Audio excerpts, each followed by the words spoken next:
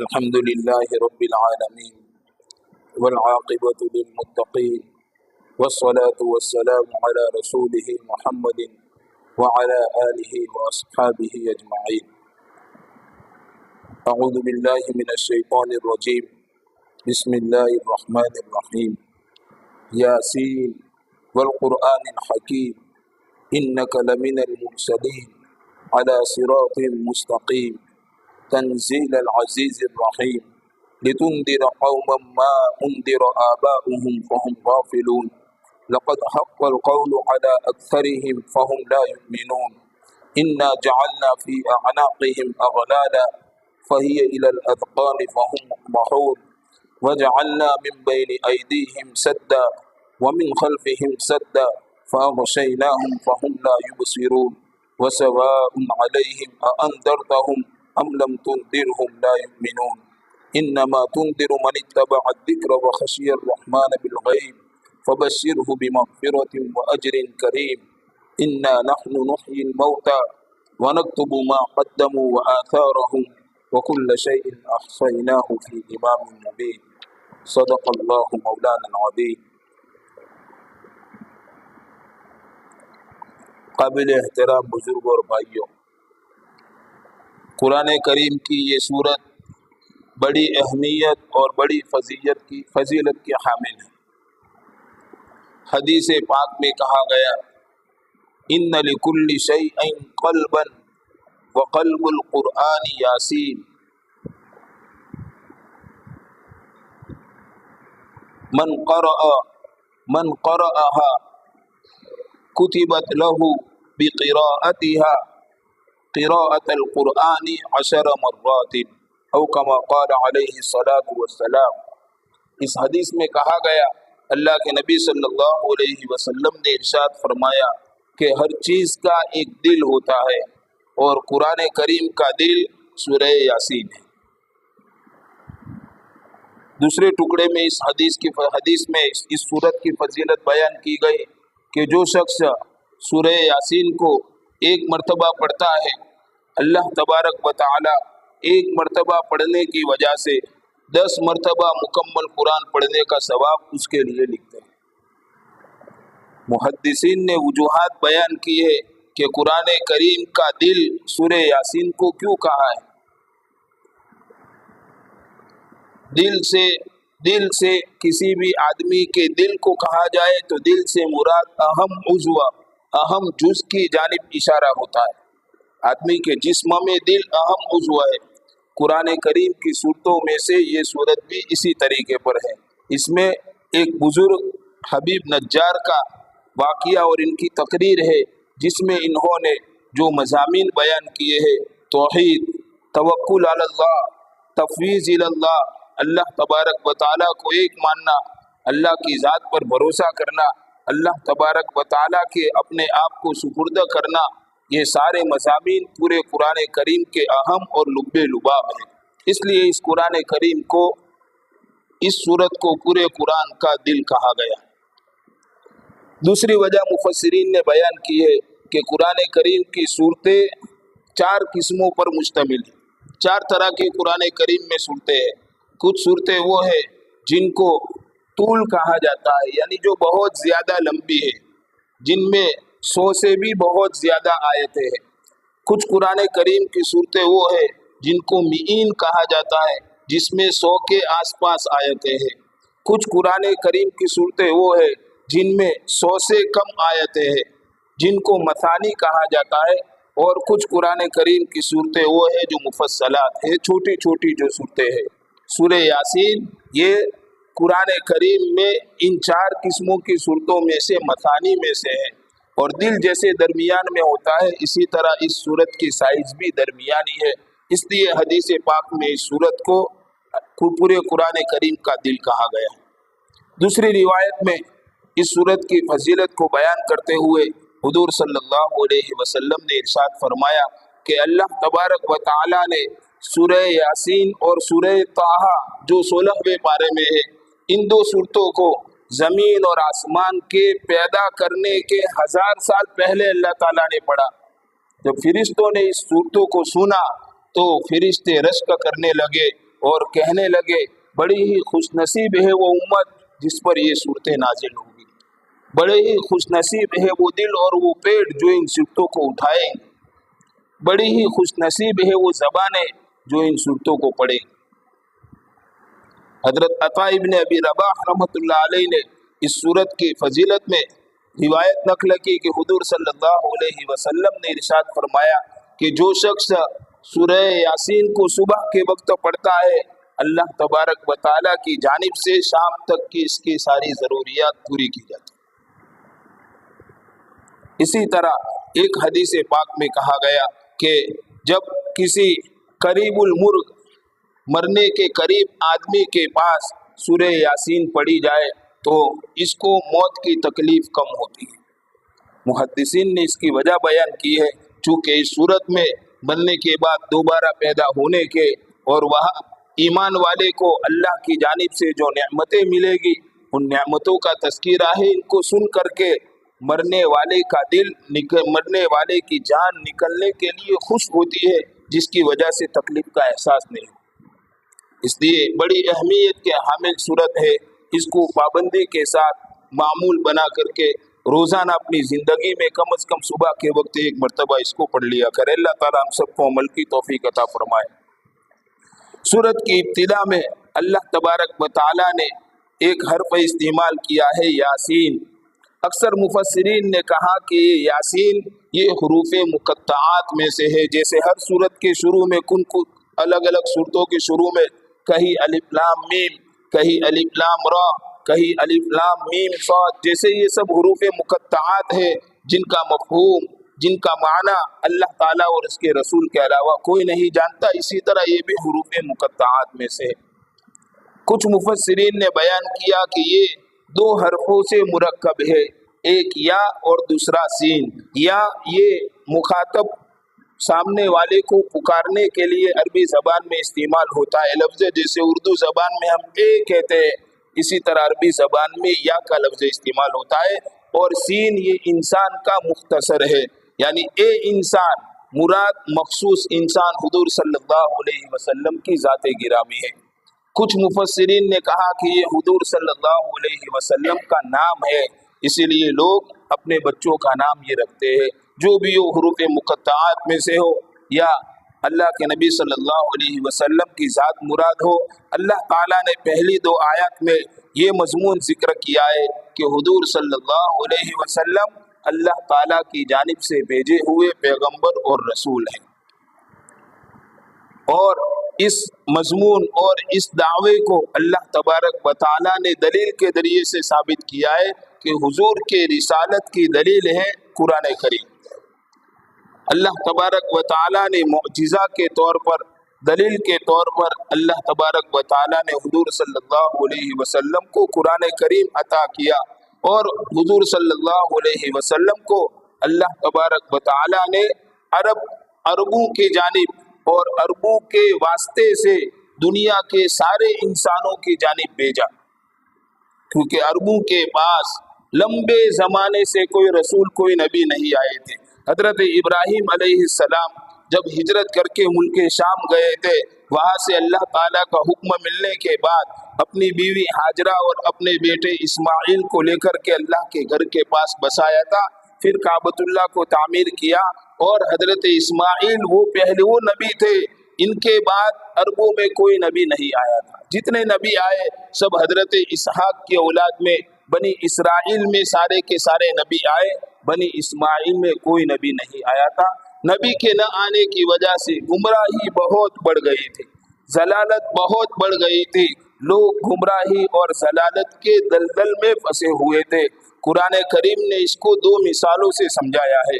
کوئی چیز جب تہ بتہ ہو جاتی ہے تو وہ گہری ہو جاتی ہے، جیسے کسی بھی جگہ پر گرد لگے، غبار لگے، مٹی لگے، تھوڑی وہ آسانی کے ساتھ صاف ہو جائے گی، لیکن اس کو صاف جب تھوڑی ہو تو صاف نہ کیا جائے اور گرد آئے گا اور گرد آئے گا، آہستہ ہوتے ہوتے ہوتے ہوتے گرد اتنا جم جائے گا کہ اس کو صاف کرنے کے لیے بہت محنت کرنی پڑے گی۔ اللہ تبارک و تعالیٰ نے اللہ کے نبی صلی اللہ علیہ وسلم کو جن لوگوں کے درمیان بھیجا، ان لوگوں کی حالت، ان لوگوں کے معاشرے میں جو بگاڑ پھیلا ہوا تھا اس کی منظر کشی کرتے ہوئے دو مثالوں سے اللہ تعالیٰ نے ان کو سمجھایا ہے کہ ان کا حال ایسا ہو گیا تھا جیسے کسی شخص کے گلے میں اس طریقے سے توق ڈال دیا جائے کہ اس کی آنکھیں بھی اوپر کی جانب اڑ جائے، اس کا سر بھی اوپر کی جانب اڑ جائے، آنکھیں اوپر ہو سر اوپر ہو تو اس کو نیچے کوئی چیز نظر آتی نہیں ہے۔ اسی طریقے سے دوسری مثال دی ہے کہ جیسے کسی شخص کے آگے دیوار ہو، پیچھے دیوار ہو تو اس کو دیوار کے اس طرف کچھ نظر آئے گا نہیں۔ اسی طرح عربوں میں لمبے زمانے تک رسول اور نبی کے نہ آنے کی وجہ سے گمراہی اور ضلالت کے تہ بتہ اندھیروں میں وہ سب کے سب مبتلا ہو گئے تھے۔ اللہ کے نبی صلی اللہ علیہ وسلم کو اللہ تبارک و تعالیٰ نے ایسے لوگوں کے درمیان میں رسول اور نبی بنا کر کے بھیجا۔ یاسین والقرآن الحکیم، حکمت سے پر قرآن کریم کی قسم، انک لمن المرسلین، یقیناً آپ پیغمبروں میں سے ہے، علی صراط مستقیم، سیدھے راستے پر ہے، تنزیل العزیز الرحیم، یہ قرآن کریم زبردست نہایت مہربان خدا کا تھوڑا تھوڑا اتارا ہوا ہے، لتنذر قوما ما انذر آباؤہم فہم غافلون، تاکہ آپ ایسے لوگوں کو ڈرائے جن کے باپ داداؤں کو نہیں ڈرایا گیا اس لیے وہ بے خبر ہے۔ یعنی ان کے باپ دادا اہل عرب حضرت اسماعیل علیہ السلام کے بعد سے لے کر کے حضور تک اللہ تبارک و تعالیٰ کی جانب سے عربوں میں کوئی نبی نہیں بھیجا گیا۔ اس وقت سارے کے سارے انبیاء بنی اسرائیل میں بھیجے گئے۔ ایک تفسیری روایت میں کہا گیا کہ بنی اسرائیل میں کم و بیش پوری دنیا میں 1.25 لاکھ انبیاء آئے۔ ہم بیان کرتے ہیں سنتے ہیں کم و بیش 1.25 لاکھ انبیاء آئے، ان میں سے تقریباً 1 لاکھ نبی اللہ تعالیٰ نے بنی اسرائیل میں بھیجے، قریب 1 لاکھ نبی اللہ تعالیٰ نے بنی اسرائیل میں بھیجے۔ اتنے لمبے عرصے تک اہل عرب میں کوئی نبی نہیں آیا۔ یہ نبی کے نہ آنے کی وجہ سے ان کی گمراہیاں بہت لمبی ہو گئی تھی، تہ بتہ گمراہی میں یہ پھنس گئے تھے۔ لتنذر قوما ما انذر آباؤہم فہم غافلون، آپ کو بھیجنے کا مقصد کیا ہے؟ تاکہ ان کے باپ دادا جن کو نہیں ڈرایا گیا، جو گمراہی کے دلدل میں پھنسے ہوئے ہیں، آپ ان کو اللہ تبارک و تعالیٰ کی پکڑ سے، آپ ان کو اعمال کے حساب کتاب سے، آپ ان کو اللہ کے سامنے جواب دینے کے معاملے سے ان کو ڈرائے۔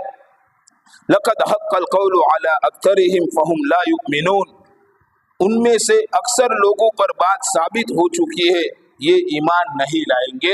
اللہ تبارک و تعالیٰ ان کی سخت گمراہی کو بیان کر رہے ہیں کہ ان کا حال یہ ہے کہ یہ گمراہی میں اتنے پھنس گئے ہیں، اتنے مضبوط ہو گئے ہیں کہ اللہ تبارک و تعالیٰ کی بات ان پر ثابت ہو چکی ہے۔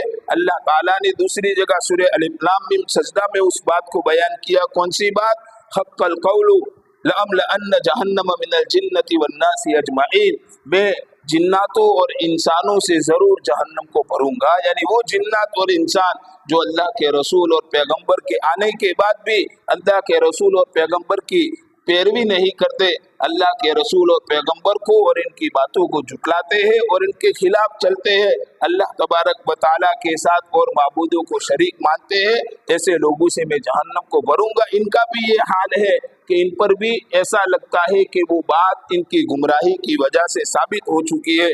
انا جعلنا فی اعناقہم اغلالا فہی الی الاذقان فہم مقمحون، ہم نے ان کے گردنوں میں بیڑیاں ڈال دی ہے، چنانچہ وہ بیڑیاں ٹھوڑیوں تک پہنچ گئی ہے، اس کو کہا جاتا ہے ٹھوڑیوں تک پہنچ گئی ہے، پھر ان کے سر اوپر کو اٹھے ہوئے ہیں۔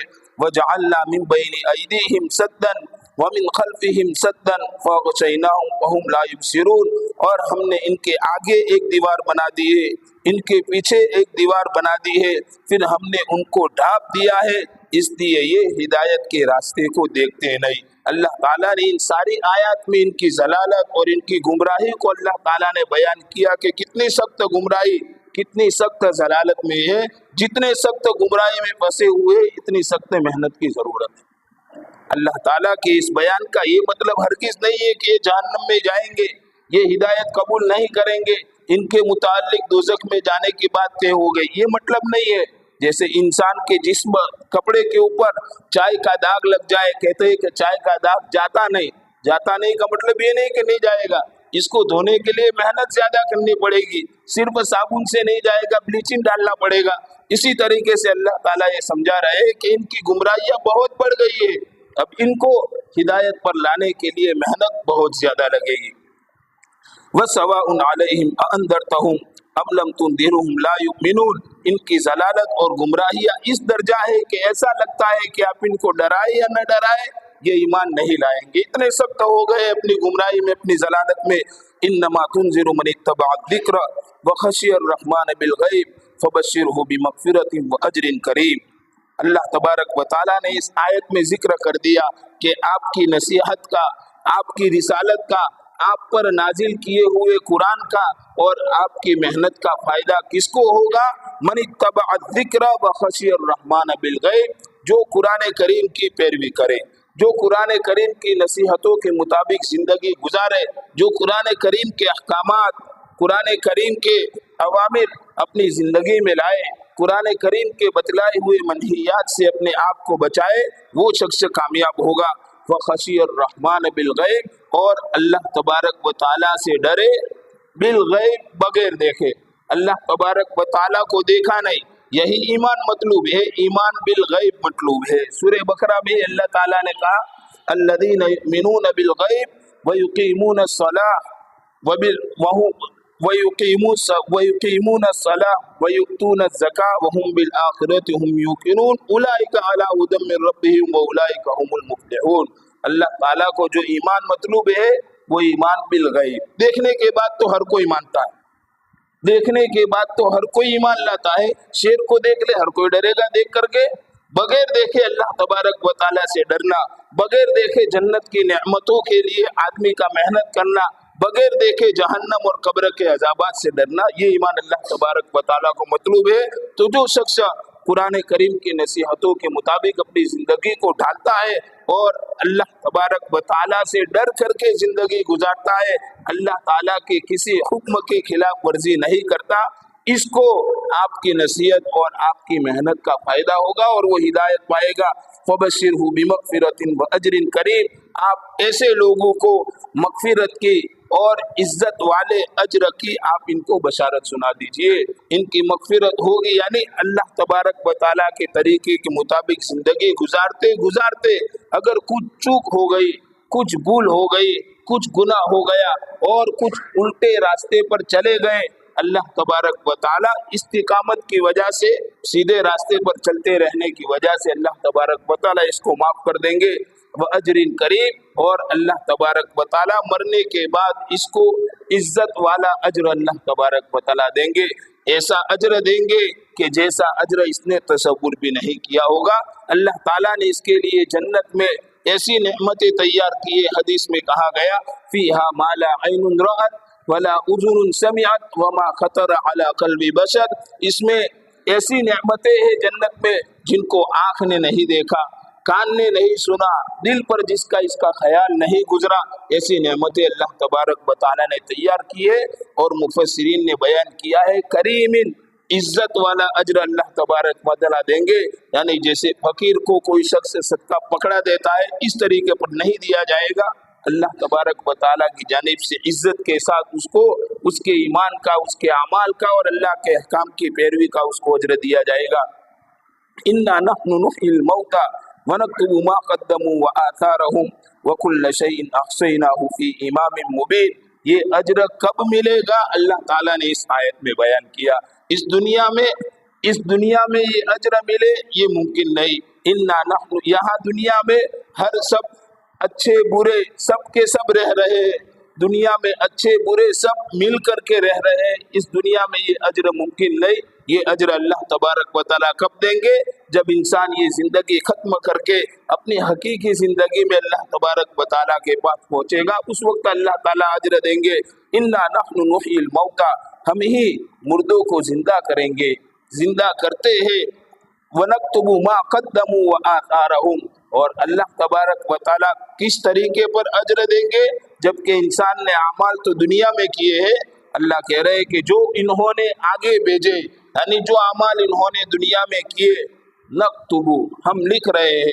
अल्लाह तबारक व तआला अलीमुम बिदाति सुदूर है, اللہ तबारक व तआला को अमल के होने से पहले भी खबर होती है कि बंदा क्या अमल करने वाला है, पूरी जिंदगी में कैसी जिंदगी गुजारने वाला है, जन्नत का मुस्तहिक है, जहन्नम का मुस्तहिक है। अल्लाह के यहाँ लोहे महफूज में सब कुछ रिकॉर्ड और सब कुछ लिखा हुआ है। फिर भी अल्लाह तबारक व तआला इस दुनिया में बंदे के जो भी अमाल हो रहे हैं, अल्लाह तबारक व तआला इसके छोटे से छोटे अमल को भी अल्लाह तबारक व तआला लिख रहे हैं। हर चीज बंदा अपने नामा अमल में मौजूद पाएगा। अल्लाह तबारक व तआला ने कुरान करीम में इसको जिक्र फरमाया है कि जब बंदे के सामने नामा अमल पेश किया जाएगा, ताज्जुब करेगा, माली हादल किताब ला युगादिरु सगीरतन वला कबीरतन इल्ला अहसाहा, ये कैसी किताब है, ये कैसा दफ्तर है, न छोटी बात छोड़ी है न बड़ी बात छोड़ी है, सब की सब इसमें लिखी हुई है। अल्लाह तबारक व तआला हर चीज फरिश्तों के जरिए से लिखवा रहे हैं। व आसारहुम, और इनके आसार भी हम लिख रहे हैं। आसार का मतलब मुफस्सिरीन रहमहुमुल्लाह ने ये बयान किया है, आसार से मुराद ये है वो अमाल जो वजूद में आने के बाद खत्म नहीं होते बल्कि बाकी रहते हैं, जिसको एक हदीस में बयान किया गया, मन सन्न सुन्नतन हसनतन फलहु अजरुहा व अजरु मन अमिल बिहा, जिसने अच्छा तरीका चलाया, अच्छे तरीके की जिसने बुनियाद डाली, वो तो दुनिया से चला गया, इसका तरीका बाकी रहा, इसके जाने के बाद भी लोग इस अच्छे तरीके पर चलते रहे तो उसके लिए उस अच्छे तरीके को इजाद करने का भी सवाब मिलेगा, और जितने लोग उस तरीके पर चलते रहेंगे उन सब का सवाब इसको भी मिलेगा। इसी तरह वमन सन्न सुन्नतन सय्यतन फलहु विज़रुहा व विज़रु मन अमिल बिहा, जिसने बुरा तरीका चलाया, कोई गुनाह का काम चला दिया, कोई ऐसा रास्ता चला दिया जिससे लोग गुमराही की जानिब जाए, तो चलाने का तो गुनाह होगा ही, लेकिन इसके जाने के बाद जितने लोग उस रास्ते पर चलते रहे, हमेशा हमेशा के लिए इसके लिए ये गुनाह लिखा जाता रहेगा। दूसरी हदीस में कहा गया कि इंसान जब दुनिया से चला जाता है, जब इंसान मर जाता है, तो मरते ही इसका नामा अमाल बंद हो जाता है, इसमें नेकियों का आना बंद हो जाता है, इसमें बुराइयों का लिखना बंद हो जाता है, सिवाय तीन अमाल के। वो तीन अमाल जो इसने किए तो इसका दफ्तर खुला रहता है।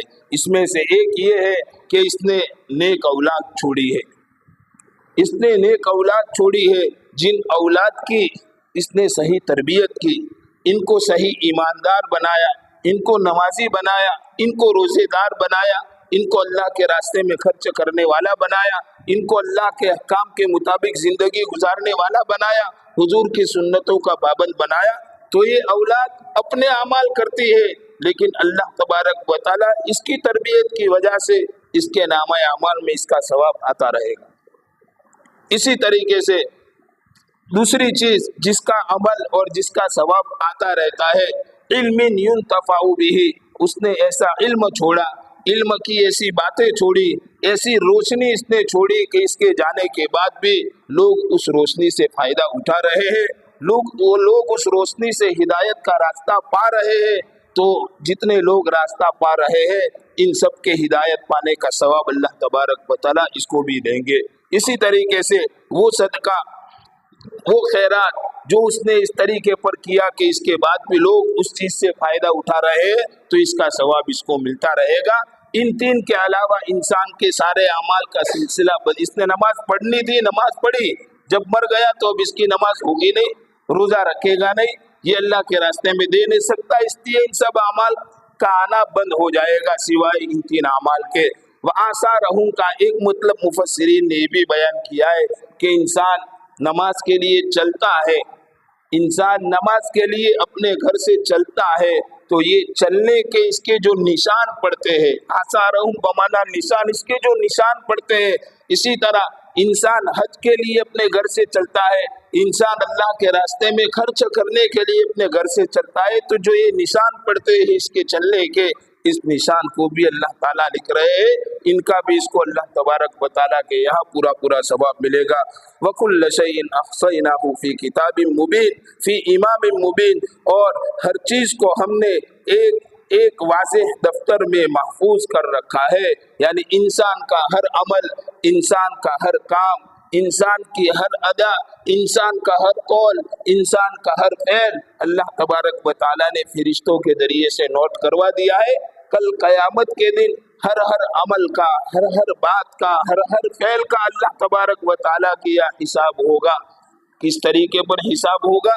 پہلے زمانے میں یہ اشکال ہو سکتا تھا کہ بھئی نماز ایسی چیز ہے جس کا جسم نہیں، روزہ ایسی چیز ہے جس کا جسم نہیں، اسی طریقے پر اللہ کے راستے میں صدقہ کرنا روپیوں کا تو جسم ہے لیکن نفس صدقہ اس کا جسم نہیں، تو اعمال کا جسم نہیں ہوتا۔ جس چیز کا جسم ہو، مثال کے طور پر کوئی کھانے کی چیز جس کا جسم ہو تو اس کا وزن ممکن ہے، لیکن جس چیز کا جسم نہیں اس کا وزن کیسے ہوگا؟ آج کے زمانے میں یہ سوال نہیں ہو سکتا۔ ہوا اس کا جسم نہیں لیکن انسان وزن کرتا ہے اس کا۔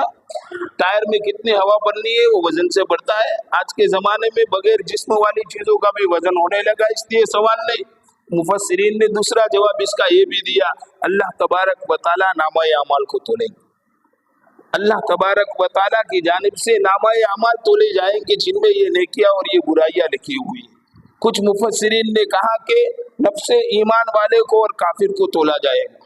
ایمان والا چاہے جسم میں ہلکا پھلکا ہو لیکن اس کا وزن اتنا زیادہ ہوگا کہ پلڑا جھک جائے گا، کافر چاہے موٹا تازہ ہو لیکن اس کا وزن اتنا معمولی ہوگا کہ پلڑا ہوا میں اڑ جائے گا۔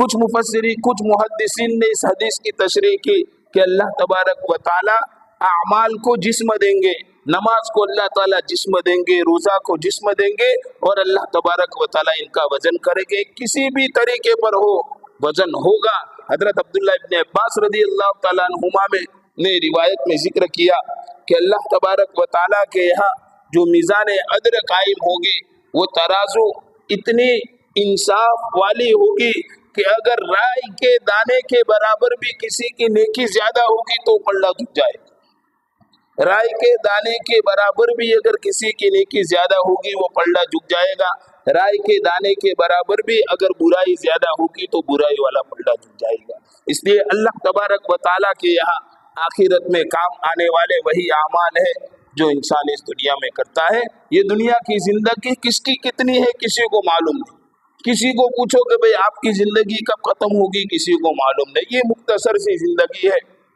یہاں سے جانے کے بعد انسان قبر میں آخرت کے کچھ احوال دیکھے گا، اللہ تعالیٰ کے سامنے پیش ہوگا، سارے کے سارے بربادی اور کافروں کا انجام سب سامنے واضح ہو جائے گا۔ اس وقت اللہ سے فریاد کرے گا، اللہ تعالیٰ دنیا میں بھیج دے تاکہ زندگی میں جو کچھ میں چھوڑ کر آیا ہوں اب میں نیک اعمال کر کے آؤں۔ اللہ تعالیٰ کہیں گے کلا انہا کلمۃ ہوا قائلھا، ہرگز نہیں، اب یہ موقع ملے گا نہیں۔ اس لیے اللہ تبارک و تعالیٰ نے جو یہ مختصر سی زندگی دی ہے، اس زندگی کو انسان اعمالوں کے ذریعے سے مزین کرے، اپنے لیے آخرت میں زیادہ سے زیادہ کام آنے والی چیزوں کو جمع کرے۔ اللہ تعالیٰ ہم سب کو عمل کرنے کی توفیق عطا فرمائے۔